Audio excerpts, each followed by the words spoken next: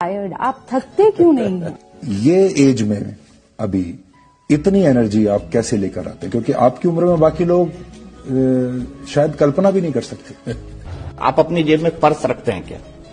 Purse रखते हैं क्या? बटुआ जिसके अंदर पैसे होते हैं। ये इमोजीज और ऐसी जो तमाम चीजें चलती हैं, क्या आप वो सब देखते हैं और उसमें उसके जरिए एक्सप्रेस करते हैं? आप क्या खाना पसंद करते हैं और कितने मील्स खाते हैं दिन में? मोदी ही मुद्दा है। ब्रांड मोदी बहुत विशाल हो गया है। सो मच हुआ है, कितना किया है। आप फकीरों की तरह रहते हैं, आप फकीर अपने आप को बताते। मजा आया। हेलो दोस्तों, आप सभी का स्वागत है आपके अपने YouTube चैनल पर। आज हम बात करने वाले हैं जो 14 एंकरों का बाइकआउट है वो इंडिया ने किया है, उसके बाद में जो कुछ चीजें पता चली उसके बारे में। सबसे पहले तो आपको पता ही होगा कि इन 14 का तो बाइकआउट है वो किया गया है। इन ये साहब आप स्क्रीन पे देख रहे हैं, संदीप चौधरी साहब, इनका बाइकआउट है वो बीजेपी ने अनरिटर्न किया है। इनकी कोई प्रेस विज्ञप्ति नहीं है या कुछ नहीं है। इनके जो पछली आपकी 15 अगस्त थी उसके बाद से इनके चैनल के ऊपर कोई भी बीजेपी का प्रवक्ता है वो दिखाई नहीं दे रहा है।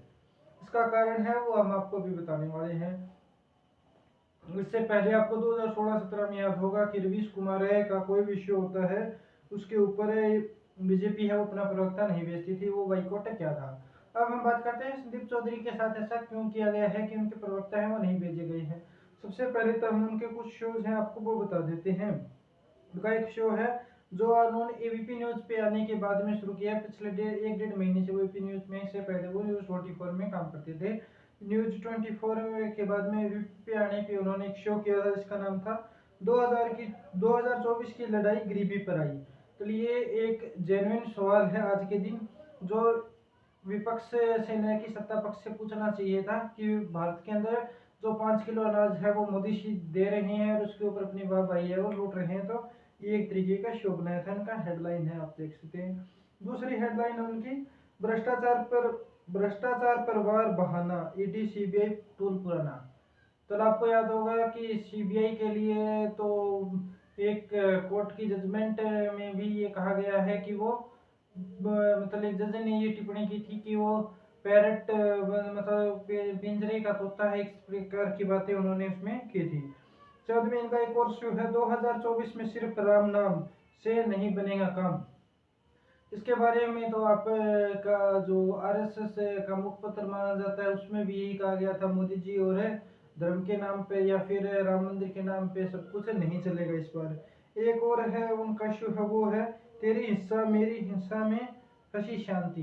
तो जो आम लोग हैं उनके लिए इस प्रकार के बात है उन्होंने की कि आम लोग हैं वो यहाँ कहाँ रहेंगे इन हिस्सा के बीच में, इस प्रकार की बात है वो कर रहे हैं। तो उनका बाइकआउट है वो किया गया था। ये किस प्रकार किया गया ये समस्या पे है।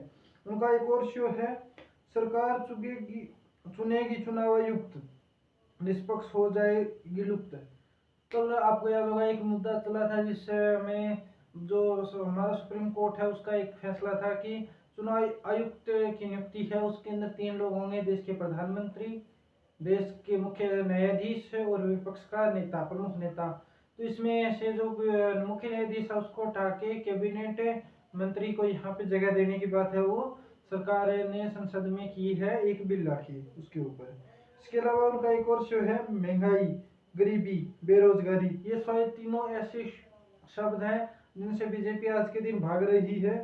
सरकार कब दिलाएगी इनसे आजादी। ये 15 अगस्त से पहले का शो है उनका।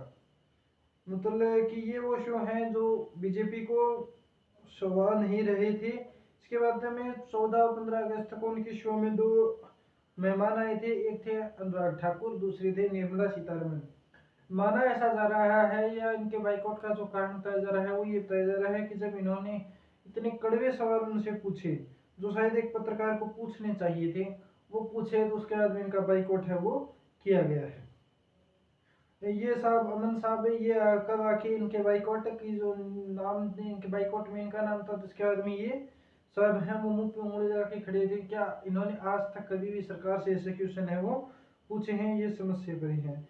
ये बीजेपी के वो महानुभाव Hemant Biswa Sharma, India alliance attacked on, मतलब हर एक जगह पे एक सनातन धर्म को बीच में इसी में ला रहे हैं।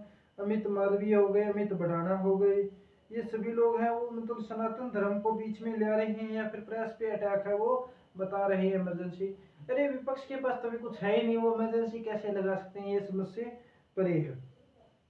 इसके अलावा ये जो आपका एक प्रेस का यूनियन बना हुआ है उसने भी इस पर एतराज है वो जताया है। इसके अलावा ये प्रवक्ता हैं भारतीय राष्ट्रीय पार्टी की जो एक, उन्होंने भी ये अपना राष्ट्रीय पार्टी ने भी इसके ऊपर एतराज है तो जताया है। तो उनसे ये पूछना चाहिए जो बीजेपी ने 2014 के अंदर एनडीटीवी के साथ किया था, को याद होगा, एक सिर्फ एक न्यूज थी जिसको लेके, जो कि प्रधानमंत्री मोदी साहब और हमारी स्वर्गवासी मंत्री हैं जो कि अब स्वर्गवासी हो चुकी हैं, उनके लेके सुषमा स्वराज जी को लेके एक न्यूज के ऊपर ही बाइकआउट है वो किया गया था। उसके बाद 16-17 के अंदर रवीश कुमार की शो का बाइकआउट है वो किया गया था। और वर्तमान में लगभग 1 महीने का टाइम हो गया है जिसमें संदीप चौधरी के शो का बाइकआउट है वो कर रखा है, लेकिन वो इसको प्रेस के ऊपर अटैक है वो नहीं मान रहे हैं, ये सबसे बड़ी बात है। धन्यवाद दोस्तों, इसी प्रकार की वीडियो देखने के लिए हमारे चैनल को लाइक करें, सब्सक्राइब करें। धन्यवाद।